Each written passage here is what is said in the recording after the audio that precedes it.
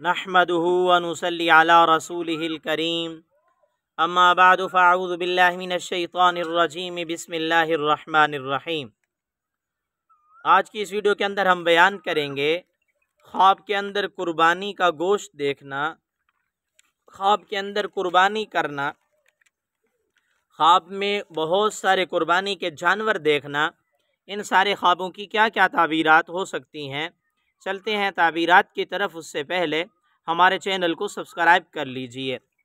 ख्वाब के अंदर कुर्बानी करना बहुत अच्छा है। इमामुल मुअब्बिरीन अल्लामा इब्न सैनी रहमतुल्लाह अलैह फरमाते हैं, मुश्किलात से निजात हासिल होने की तरफ इशारा है। ख्वाब के अंदर कुर्बानी करना अपने वादे और अपनी नज़र, अपनी मन्नत पूरी करने की तरफ इशारा है। ख्वाब के अंदर कुर्बानी का गोश्त देखना या ख्वाब में कुर्बानी का गोश्त खाना बहुत अच्छा है, आमाल की कबूलियत की तरफ इशारा है।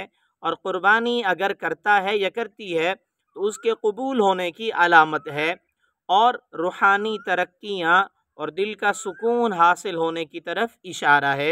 यानी मजमूई तौर पर यह बहुत ही अच्छा ख्वाब है। ख्वाब के अंदर बहुत सारे कुर्बानी के जानवर देखना या ख़ुद को मंडी के अंदर देखना कि कुर्बानी का जानवर ख़रीद रहा है, ख़रीदो फरोख्त का मामला कर रहा है, या ख्वाब में कुर्बानी के जानवर को देख रहा है, तो ये भी बहुत अच्छा है।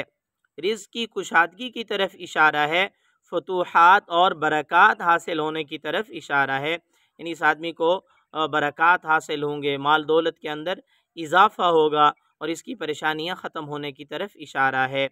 मेरी दुआ है अल्लाह रब्बुल इज़्ज़त से हमारे ख्वाब हमारे हक़ में बेहतर हों।